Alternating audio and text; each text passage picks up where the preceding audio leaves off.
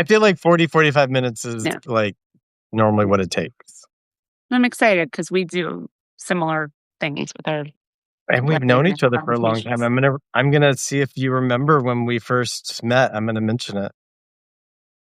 Okay. I can't conjure it from off the top of my head, but Well, Rachel, you actually invited me to a reading in 2007, I believe it was, when I was editor of New York Press. That's when we was it? first Oh, met. yeah, in the Flush reading series. That was Yes. a lot of fun. I ran a reading series in New York for 5 years, which feels like forever ago because it kind of was. It was 2005 to 2010. But if you were there were cupcakes, there were sexy readings. It was a really fun time. So I don't remember the exact topic that what you read or like what the night's theme was, but I'm glad Well, you said yes. it was fun. It was the first time I ever read it in New York, and it's actually from my memoir in progress that that had sort of abandoned and now I've picked up again. So maybe it'll finally get published. But I actually read about the first time I went to a nude beach in Barcelona, or Sitges, actually. Very So it was cool. good. It was funny. Did you get a good response from the audience? Yeah. Yeah. Good. I See, mean, so almost 20 years ago, we've been talking to each yeah. other for a long time. I feel like a lot of that I mean, I don't know, I don't live in New York anymore, so I don't know how many reading series there are, and the ones that I've been to are great, but I do think some of that has moved online, which is great, and I love that, like, online you can reach people anywhere. I love that with Open Secrets, we have readers and writers from around the world, but now that I live in the suburbs of New Jersey where there's not a lot of that kind of culture, like, I do miss in-person events because I think there's a lot you can do online, but you cannot recreate exactly Right. people in a room listening to a story and just hearing them react spontaneously. I think you react differently. I mean, I was watching like a live comedy. Kathy Griffin has a free special on YouTube the other night, and it was great, but it was a recorded show, and I was like, this is funny, but it would be totally different if I had been in the audience with all those Oh, yeah, people, yeah. you know.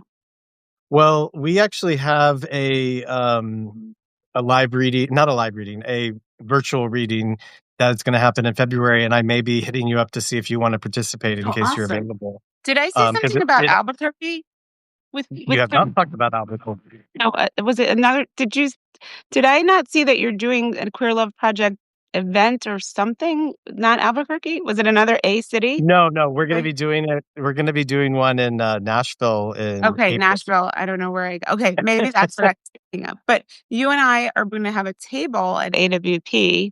I don't know if Yes. people know what I feel like I hate insider language and I've been guilty of this. Like I've said, "Oh, I'm going to AWP." And my boyfriend who is a writer and a literary fiction writer but not like as immersed in all this work, he was like, "What's AWP?" And I was like, "Oh, okay. I should not just toss that out like everyone knows what it is." So can you explain it? Yeah, so I actually didn't know what AWP was until 2024 when Michael Narkunsky, my co-editor at Queer Love Project, said, "Hey, let's get a table or let's go." And it's I think it stands for Association of Writers and Publishers, Yeah. and a lot of people who either a lot of writers go. It's very much a writer centric thing, but there's every university, every school that has a MFA program is there. There's lots of panels. This year it's in Baltimore, and we're joining forces, Open Yeah. Secrets. We're gonna have a And table. yeah, we're going to have And two I tables. mean, I've been once, and it was so long ago that I really don't remember all the details. I just know I was on a panel about writing about dating and relationships, and I was not prepared for how huge this thing was. I don't know how many thousands of people go, but it's gargantuan. And I was very overwhelmed, even though I love talking to people, especially writers. So I am more prepared this time. I mean, also it'll be different because I'm gonna be at a table, Yeah. selling Open Secrets merch and talking to people, but just wandering around as an individual, it was quite something. So I would say talk to someone who's been there if you're going for the first time and, like, have a sort of game plan and don't expect to do all the things because 'cause I'm only going for 2 days, and I looked at the panels and I was like, "Oh, I wanna go to this, this, this, this," and I was like, "Rachel, you can't go to all these. First of all, you have a table. Second of all, you get tired even though Yeah. you're not even though you're not necessarily doing much, just going to panels, like, it can be overwhelming. It's pretty exhausting. I didn't know what to expect either. The one in Los Angeles, which was in March, we were there and it was intense. Definitely a lot of adrenaline. And then there's the offsite events, and everyone always says the offsite events are even better and more important than the actual So I don't scheduled forget events. to So say this. I think the website is awpwriter.org. It's March 4th to the 7th, but really the 5th to the 7th. And on the 6th, Friday the 6th, Open Secrets is having a little cocktail party. I have put it online, like you can, the invites are private. You can email Open Secrets Mag at Gmail if you would like to go. It only came about because I said I was going because I have the table, and one of my contributors said, "Oh, hey, I have an apartment nearby. I'd be happy to host it." And I was like, "Oh, well, now I wasn't gonna organize an offsite event because I just didn't have the time or energy." And I was like, "Well, now I mean, it's falling into my lap. I love connecting people." So I know about a dozen contributors to Open Secrets who are gonna be going to it, and assorted other writers that I know. So, but we'd love to have readers too. We're gonna have some food and refreshments. I hope to be there as well. If I'm not comatose after a whole Yeah, day of I talking to think it is people. gonna be 6:30 to 9 on Friday, March 6th, and it's a few blocks away from the convention center where the AWP is being held, Have you so ever been to I'm Baltimore excited for that. before? I have been, but I've been to do an erotica workshop at a sex toy store. I've been a couple times, but not spent tons of time there. Maybe that's where I should see if I could do a reading. I've been trying to set up a Queer Love Project reading in Baltimore, and all the bookstores are booked. And so I've been now going to bars and maybe a sex. That Uh, store is called Sugar, but I did just wanna throw out I'm not gonna throw it out as a reading because I don't think they do it, but my friend runs a restaurant there called Blue Pit Barbecue, so if you're there and looking for barbecue, I know that's not why people are listening to this, but if you're gonna go on no, the the interview, food in Baltimore is she good. and let me just shout out my friend because I actually know her from erotica from a very long time ago, from, like, the early 2000s. Her name is Kara Bruce, and she edited books like Best Fetish Erotica and a bunch of other erotica, like, way back when, but now she runs a restaurant. So, yeah, but it's funny because as I'm saying that, and then you were saying we've known each other for all this time, I've been thinking a lot about how I've been in this writing sphere, both erotica and nonfiction, for about 25 years, and I'm 50, so about my mid-20s, and it's interesting how a lot of, you meet a lot of people through that, and through I met a lot of people through doing my reading series and now Open Secrets, and it's a long I think it's important to remember whatever stage of your writing career you're at, that it's a long, not game, but it's a long thing because we hosted a personal storytelling summit, Open Secrets Live, last May, and we're doing another one Mhm. in May. It's basically a conference, but everyone's in one room, so I called it a summit. And someone I interviewed way back in 2009 reached out like a couple weeks ago and said, "Oh, hey, I have a new book coming out. It's coming out the week before my conference on May 2nd." And I said, "Oh, that fits in the topics we're covering. So would you want to speak?" But, it's just it's very interesting. And I think, Jerry, you and I are both extroverted in the sense of like wanting to connect with a lot of other Right. writers. Like, I don't know if I'm kind of more introverted now as a person in my day to day life, but I really do I just love talking to writers. And so I had told you about Must Love Memoir, which is a New York City reading series, and I went in March, I think it was. I like took the bus in from where I lived way in South Jersey because I just really wanted to connect with other writers and, read a story, and it was really fun. I'm thinking about the fact that, I read a book by one of the speakers there, and then I bought a book by another that I haven't read yet, but it's different to have read a book later after you've heard someone read in person. I feel like maybe there's a similar thing with podcasts where you hear the person. It's very intimate, I think, in a different way than just reading an essay, which I love reading. I read all the time. But when I hear someone, like I heard Alex Alberto on your podcast, and I was like, oh, I really want to read that book. And then I invited Alex, actually.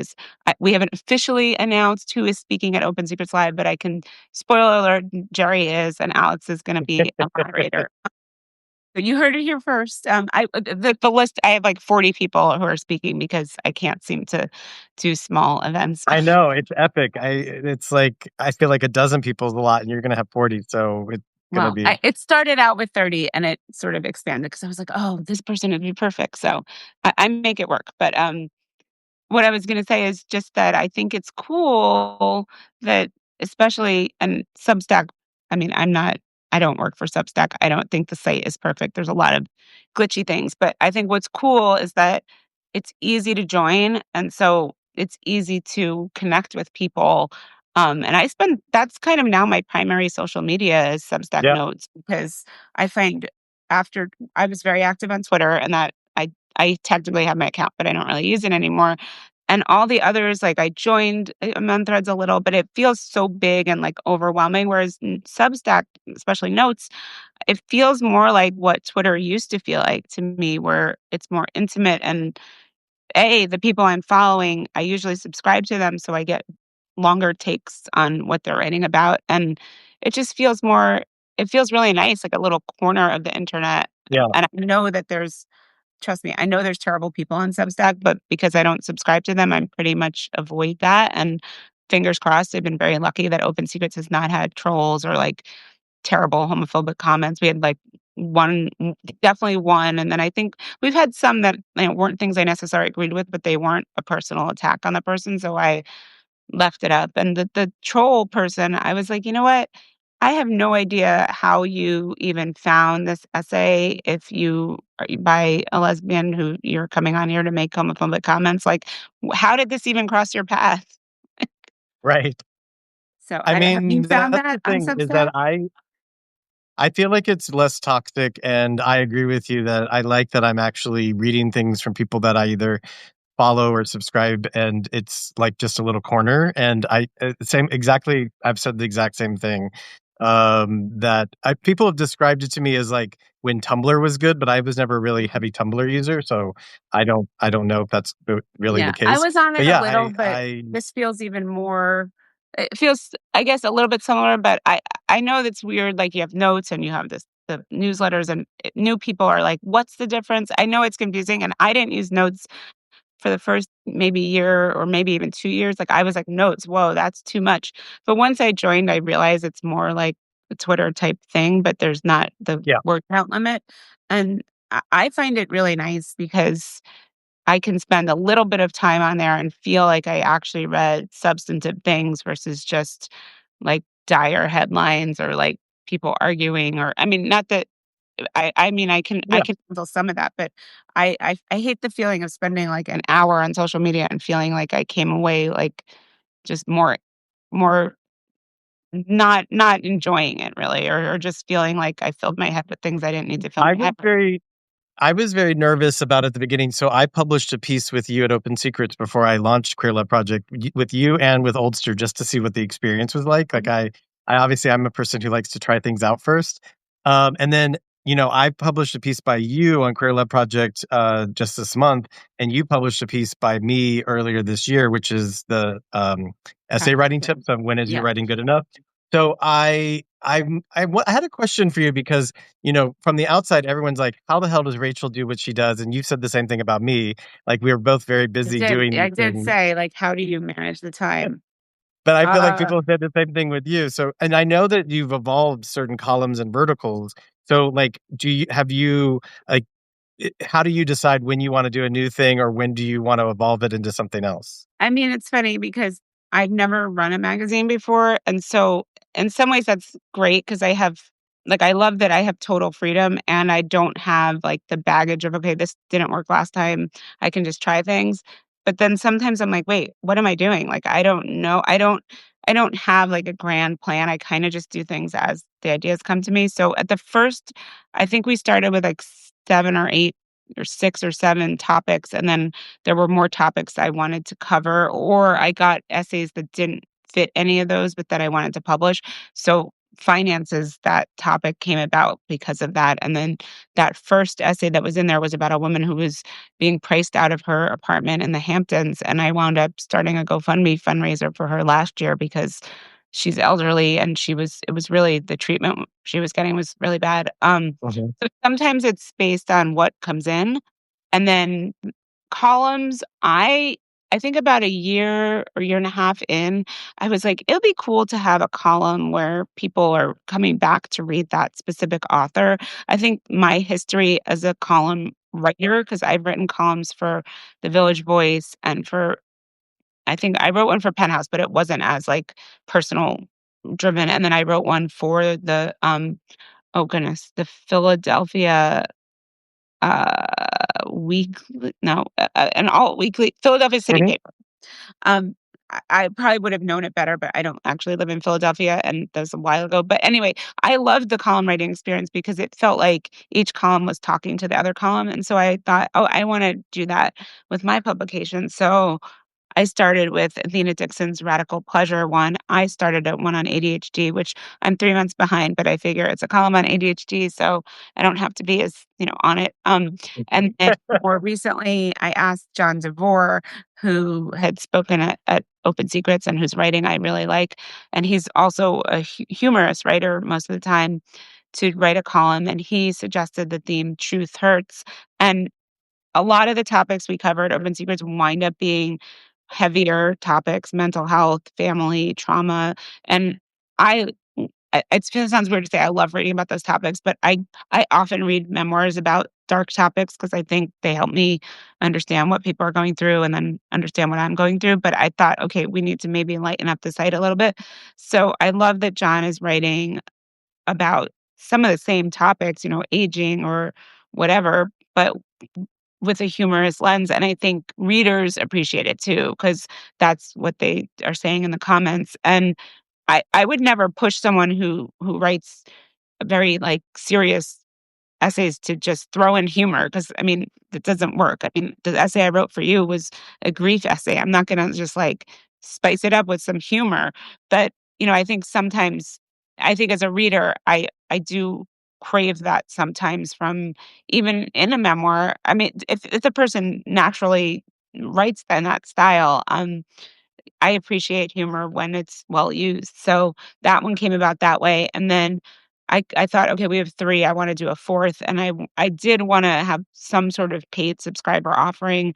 I don't really go hard on pushing paid subscribers because I'm more wanting it to be free and figuring out other ways to fund it, but That's the our Gen essay X part of us. yeah, the essay writing tips, I thought, okay, not everyone is a writer. Some of them maybe they're readers, but if you are a writer and you want to kind of get insights into writing, that is one way, you might do it by these essays by published authors and essayists. So that's really right now the only paid subscriber, benefit we Well, do. and even when I tackled it, when you asked me to write something, I treated it like an open secret because to say that you're okay with your writing being good enough felt like I was revealing something that made me feel vulnerable because it's supposed to be like writing should be perfect and writing should be immaculate and all these things. And I was like, no, it's not always the case. Well, what I like about the column, I mean, some people are more writing something you might see in like a Writer's Digest, like more serious, like or more specifically craft advice.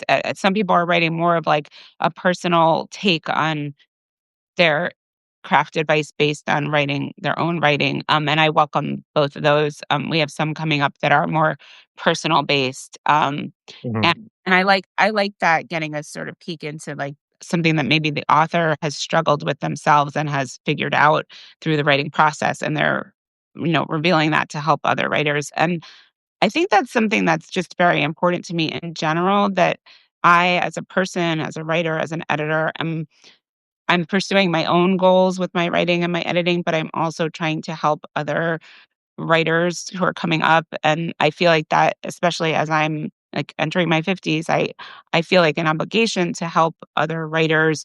I mean, there are some not everyone, but, like, if I really like someone who's written for us, and especially these younger writers who are coming up and who seem promising, and I think, they probably have other essay ideas in them, I give them contacts with other places that I've Mhm. published because there's this one author, I found them through I don't know them personally, but they had written an op-ed for the USA Today that I really liked, Ina Ganguly, and I might be not pronouncing her name correctly, but, and I think I don't remember her pronouns either, so I apologize, but anyway, I found this person's writing threw an op-ed about how Cowboy Carter, the Beyonce album, like, helped them acclimate to being in America, and it was about immigration and pop culture, and I thought, "Wow, this is, like, a really good essay. I wonder if they have any other topics," and then they wound up writing about family estrangement, and I had gotten 2 pieces on family estrangement, and then I found out November was Family Estrangement Awareness Month, so I put out a call about that, and I got 2 more, and that I think that was really the first time I consciously went after publishing essays on the same topic around the same Mhm. time. My philosophy before that was, okay, we already ran something on binge eating, so I don't want anything else on binge eating. And then I was thinking about it more and I thought, you know what? Yeah, 2 people wrote about being estranged from their moms, but their stories they had similarities, but they had differences. And then we did a Substack Live together, 3 of us, and that was really cool because, when I'm interested in a topic, like, I've read a lot about dementia caregiving because that's my situation with my mom. I mean, it's not that I'll read every single thing because it's too much, but I've read a lot of different perspectives, and that is helpful because, some you might have X in common with, some you might have Y in common with, some you might have Yeah, Z in common with, and I think as long as it's not, a whole month of the same topic, it was sprinkled in, like, about 1 a week, and then we're doing this food insecurity series, which, yeah, again, it's something that just came up as it happens. Same thing with our climate, vertical, which I just decided last January when the fires were happening and the Palisades fires, I just felt really helpless. And like, I donated some money and I, whatever, spread the word. But I was like, what can I do that is specific to my work that might just sort of not change the world, but just give yeah, people a platform. And that's really how I see Open Secrets as being a place for people, not that everyone wants to share their secrets, because I think there's this idea that personal essay editors are like predatory and are pushing like that all of us are pushing writers to say things they don't want to say. And right, there have been times where people have submitted essays to me and I've said, this is very promising. Like you're about to reveal something very deep and personal, but you kind of skim the surface. Could you go deeper? And sometimes they've said, you know what, that's right, not what I wanna do, like, I don't feel comfortable with that, and I said, "That's totally fine.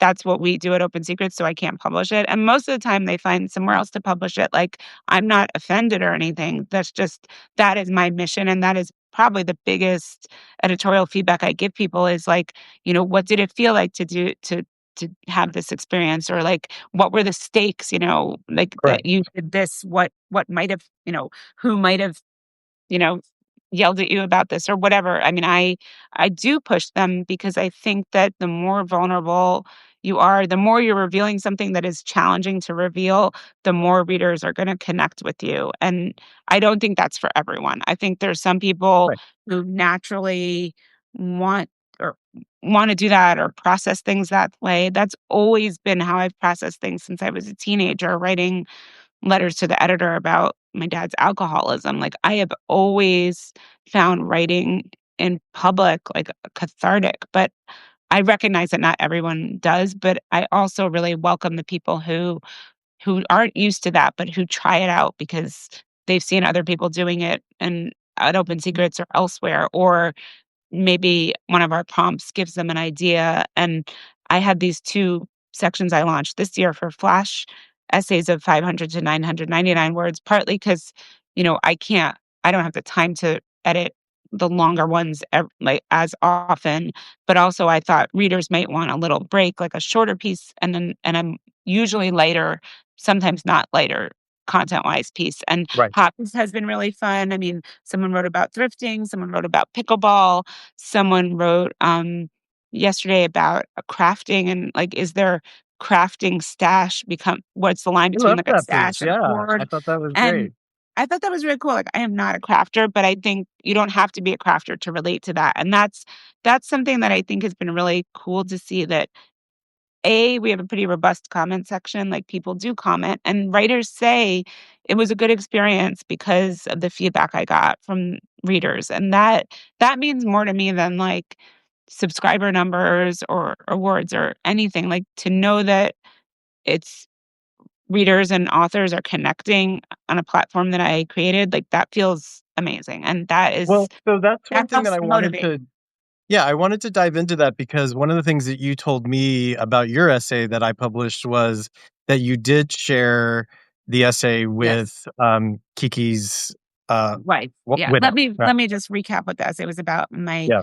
ex-girlfriend turned best friend in our 40s, passed away 2 years ago, like April 2023.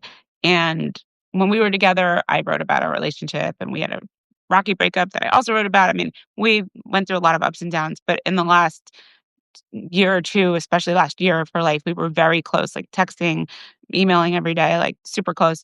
And so when she died, and we weren't physically close because she lived in Florida and I lived in New, Mhm. so we weren't seeing each other in person, but like still there was almost maybe more, maybe not more intimacy, but like, when you're A, it's your ex, and B, it's your very close friend, and you're like just in constant contact. Like she knew all the big things happening in my life. Yeah, Whereas my other friends who I'm close with, but like, unless, I'm not in daily contact with. So after she passed, like, it's been very hard, and it's better now. It's been 2.5 years, but there are moments where something just sort of sneaks up on me. And I didn't get to mention this in the essay, but there's a book called Welcome to the Grief Club by Janine Kuo, who has an amazing Substack. Janine KWOH. Her Substack is called something like "What if I make a mistake?" Or it's not. That's not what it's called, but it's something like that. And her artwork, she has a greeting card company. Is all about like kind of our worst case scenarios about ourselves. And she lost a partner, so she has like a section called like grief bingo, and it's like all these like potential things that could trigger your grief. And in my case, Kiki was a psychotherapist and very into like psychology and stuff. And so I saw this book that was about something about like how we make up our minds and change our minds. And I was like, oh my goodness, like she would have loved to read this. And then like, do I read it and think about what she would have said? Like that happens all the time. It happens with pop culture, but it especially happens with books I know she would have read, and maybe we would have disagreed, but I know she would have been interested. And it's just it's so hard because you can't replace a person. Like you can be happy with your other relationships and friends, and you can have other friendships, but you can't replace exactly what that person was to you. And so that's right. what I wrote about. And I submitted it to you and was going to publish it whether or not I had shown it to Kiki's wife beforehand. But we happened to be texting, and I said, oh, by the way, like this essay's coming out. And I actually sent her like the preview link you had sent me. And I was like, I didn't say I hope it's okay because I don't feel like I have to ask permission, but I did feel like getting her kind of blessing, and not just blessing, but she said something like, I'm always fascinated hearing about what your relationship was like because I dated Kiki well before her, like before they knew each other. That felt good to me. Like that felt Mhm. kind of like a closing of the circle. And also, I think it's good for people to know that because I often get those questions and you probably do as well, like, how much do you reveal? Do you share with others? And, after reading Melissa Febos's body work, I've really had a different relationship to that, and it's actually been healthy because before I thought, "This is my story, I own it, I can write anything I want," and then I had friends who would be hurt by things that I wrote or, have reactions that I didn't expect, and so then now I do try to share parts or the whole thing with them just so that they have a heads up.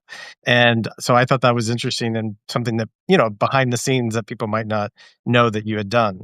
I wanna read that. I own that. I haven't read it yet. But I also wanted to say, like, I think you can do all the sort of checking in with people. You can or you can choose not to, but ultimately people are gonna have their own takeaway. Right. And I might be mangling this quote, but, Tracy O'Neill, who wrote a memoir called Woman of Interest about searching for her biological mom, someone asked her at Open Secrets Live something like, "What did your parents or her adopted parents think?"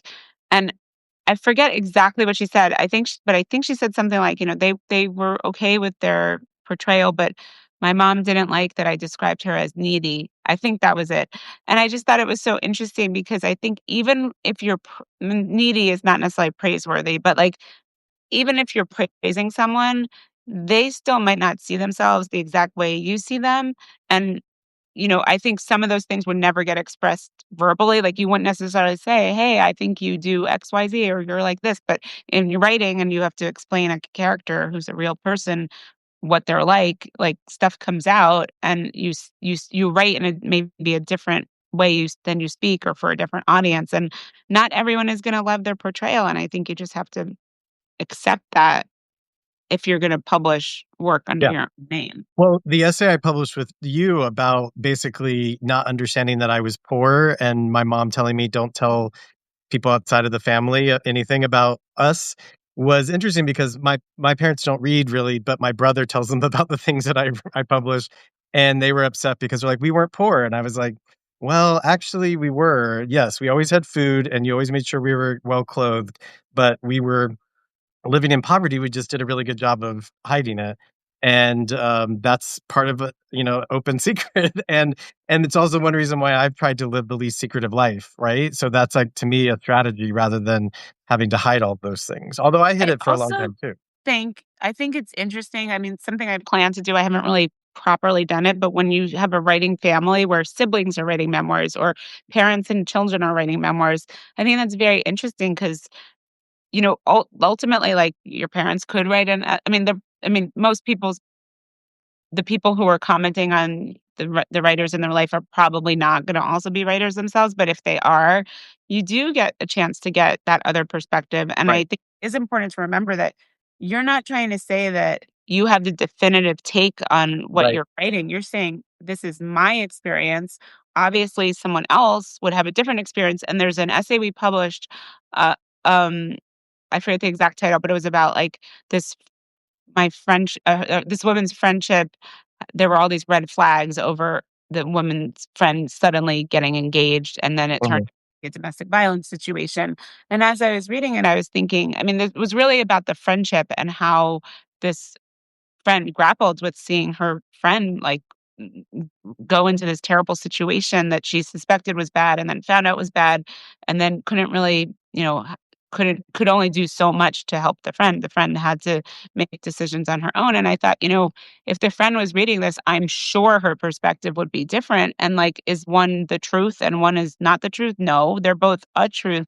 They're just different people's take on it, and I think realizing I think that's helpful beyond writing, like, accepting that in Right, life, you know, like, you're in situations with friends or family or partners or coworkers or whoever where, like, you all might be in the same situation, but seeing it differently. And I think being able to look at it from someone else's perspective, or at least realize that they have a valid point of view and you have a valid point of view, and, those can coexist.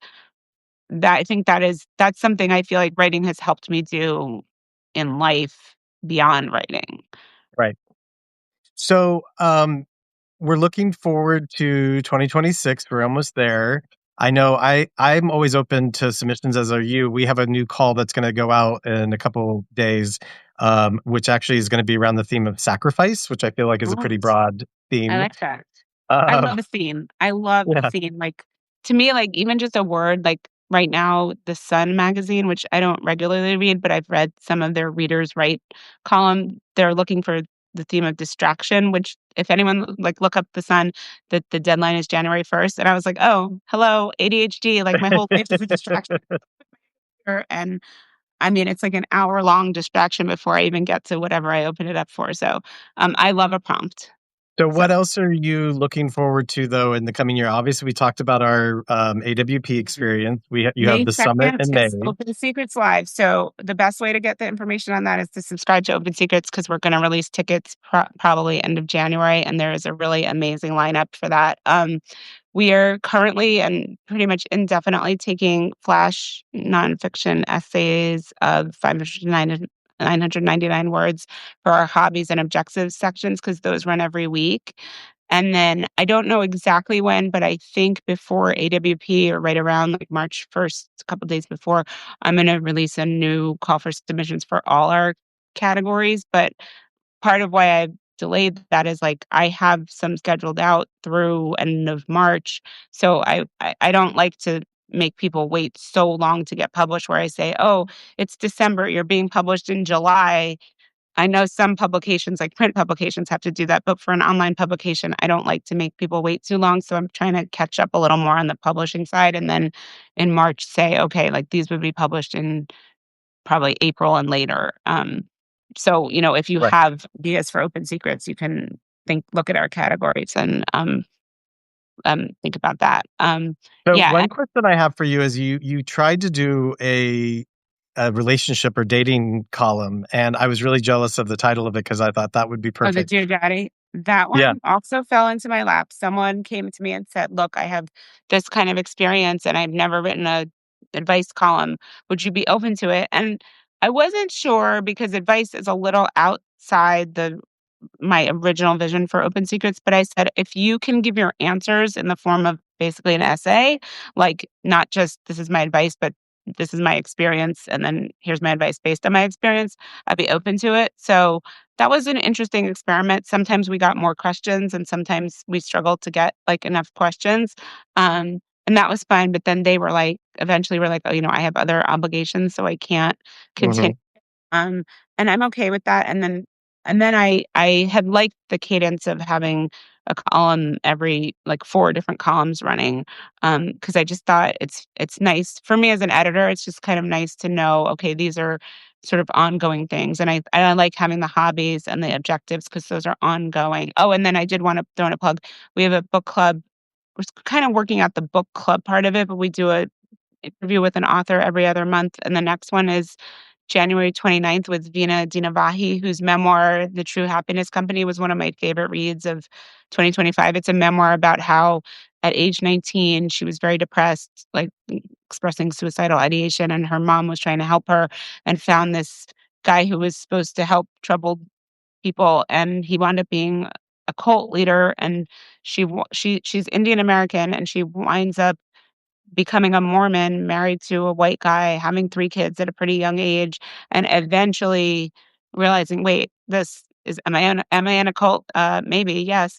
And so, I mean, spoiler alert, she gets out of it and is thriving. You can follow her on, social media, but, her writing is beautiful and devastating, and it's like you're like, "How did this happen?" And she shows how it happened gradually. It wasn't like, this is a cult. It was very gradual, and, like, his advice seemed good at the beginning, and then kind of her and her husband would be, like, having these fights and, like, on the phone with him and, like, "What should we do?" I mean, they basically their whole lives were dictated by this guy, and it's super sad. You're like, "Wow, that's terrible." He's like, you know anyway, so we have this book club, and it's fun. It's been fun so far, and I love championing books, so I would love to do it, not necessarily more often than every other month, but other sort of book, I don't know, Yeah. something with Well, books. yeah, we my book club and Queer Love Project, we do fiction because we don't publish fiction. So I figured Yeah, I wanted a way to highlight fiction, and so we I do like that every that. other month. So There's a yeah, I lot of have a books that you've author covered. for February, but I haven't announced it yet. Yeah, there's a lot of authors or that I've like Middle Spoon, like, I find out about a lot of books through you, and I'm like, "Ooh, Middle Spoon," so, like, that's on my list. That was a fun one. That was a hard one to get, to be honest. That's like a big 5 publisher, and I had to, like, go through the publicity, and then they didn't really tell. Anyway, I've also turned a lot of people onto Substack because, like, Alejandro had never used Substack, so I had to, like, basically teach him how to use the platform, so, we should all be getting Say, as someone help. with ADHD, I love Substack and I do really like notes, but, like, I should not be allowed to see the, like, suggested follows because I almost always follow like, writer I've heard of, follow, like, publication I've heard of, follow, and then before I know it, I mean, I must follow who knows how many people. I don't mind because if I don't get to read them all, I don't get to read them all, but it's just so enticing. You're like, "Wow, that person sounds cool. Wow," like, Well, I was assume it that's why Kathy they launched Valentine the from the follow feature. Go-Go's? Yeah, because we don't have to then subscribe to every, Yeah, newsletter. We can just follow them and if they're on notes, but yeah. I mean, Do you something have I do you have struggle. any do you have any advice for anybody who's, because I keep it being asked, like, "Oh, should I start a Substack?" And, uh, and it's interesting because, you and I both have created publications. We don't publish our own stuff as much because we don't have time, but also because we don't want it to become that. Do you have any pointers for anyone? Because you gave me pointers before I I mean, I launched. think I think if you have a vision for something that you don't see out there, go for it. And I think I mean, I don't know if there's a directory of all the, like, publications like Old Star and Queer Love Project and Us and, Open Secrets and Sneaker Magazine. There's a bunch of well, Yeah. not like New Yorker has joined. I don't mean, like, legacy media that's moved here. I mean, like, Substack originating publications. I think if you see something that doesn't exist that you'd like to put out there, like, go for it, especially if it's, like, a niche topic, like, I mean, just the first thought I had was stickers because I used to collect stickers, and there's some sticker communities on Facebook I'm part of, and, like, if someone started a, like, sticker collecting Substack or something like that, like, I would join. I'd be like, "Oh, that's cool." I love it. You're the second person who's talked about stickers to me in the last week, and I've been thinking about getting my sticker book from my closet at my I parents' love house. that you still have it. I wish I Yeah. had more. I really some of the stickers 'cause I would spend like, I remember I don't know how old I was, 10, and it was, like, $8 at the store, and which was a lot for me then, and I was just, like, so excited. They were, like, the puffy ones with the Yeah, the puppy fur. stickers. They're so back, like, I wrote an article about 5 years ago for Glamour about sticker collecting. Stickers are really back, and, like, I got some promo ones for Open Secrets Live in May, and I thought they would be kinda small to go in your water bottle. They were not small, so I might get some for AWP because it was just I cool. wanted stickers last year for AWP as well, so, if you find a good place to get them, let me know because I might design some and have them as well. I'll let you know because I have one water bottle that's blank with nothing on it, and I just sort of keep it that way. And then I have one that's covered in stickers, and it's been fun to, I don't know, do that. And it's just I really like running Open Secrets because while I don't necessarily have a, like, plan for everything that's gonna happen next, I do get to kind of make those decisions on the go, and I wasn't gonna do swag, and then some people were telling me, "Oh, you should have a tote bag because, like, then people will, use it and advertise," and I actually do use my tote bag all the time, and it's been fun to just sort of see where my interests go and then all those like, that's how Open Secrets Live started. I just had this, like, vision. I was like, "I kinda wanna do a conference," and then, basically, I adopted a baby the year before, and I was like, "This is not a good time to run a conference." I was like, "I'm gonna do it anyway," and so just did and I wasn't really planning to do another one. I thought about it maybe, but then it was really overwhelming. I kinda had to decompress after for a few Right. months, and I thought, I love meeting writers. That to me, the highlight on a personal level was just meeting these writers whose books had meant a lot to me and getting to say, "Hey, I loved your book." And then, kind of seeing me as a peer, even though, like, I haven't written a memoir, but they were like, "Oh, thank you so much." And not just that, like, it was just getting to hear them talk about their process. And it feels very fun for me to put people together on a panel who, like, we have a family panel that's gonna be really amazing with all these different takes on family. And then, like, your panel is the LGBTQIA panel, and, like, I'm gathering all the books from the speakers, and I'm hoping to get to read as many of them as I can beforehand. But yeah, I just really enjoy it. And I for anyone who can't make it, I mean, we only have room, we don't have a huge space, and it's in New York. I know not everyone's in New York. We're gonna be recording audio and releasing that, provided all the speakers give permission. So we will be doing that for this year, so you don't have to feel like you were left out. And maybe at some point we can have a little Substack Live moment or something so that I we would love can. that. I Yeah. wish you could have more people, like, I wish you could have a 5, you can only do. I had originally thought I would do a panel with 3 family estrangement people, and you can only have 2 guests and the host. So I wish you could have, like, I guess you could do it on Zoom, but you could have. Yeah, it would get a little complicated, but yeah. But yeah, It'll be I good. think or some sort of maybe like a reading where people cycle in and out or something, or I don't know. But we can also turn it on and film some of it just if Oh, there's like a that's true. little segment or something. It could That's just be what's happening in the event. We'll talk about true. it. Cool. Okay. All right. Well, this has been good. I've been enjoying these lives. I've been doing them actually for the last few months every Sunday because I got kind of addicted to them. And this is the last one of the year. So I wanted to close it out since you were the one who helped inspire me to start Queer Love Project. Thank you. And Well, we just let me published. say one inspiration that I got from you is that I loved your interview with Oliver Radcliffe, and I'm embarrassed to say that I had pre-ordered his book, Frighten the Horses. It came early. I was all excited, and then I'm like always like reading 5 books at once. So I still haven't read it, but I want to. So hearing him made me want to even more. But he is also speaking on our LGBTQIA panel at Open Secrets Live. So another reason to stay tuned for news about it. Bringing all the people together, I like it. I actually met Oliver at a Christmas party of Hugh Ryan, and I've met so many different people at his parties. So you never know when you're going to meet people. That's why I tell all my students, I'm like, your job is to go out and meet people and to socialize and interact because you never know what will happen from it. And just You like really this, know. Rachel and I met 20 years ago, and look at us, we're still talking. So yeah, Thank you.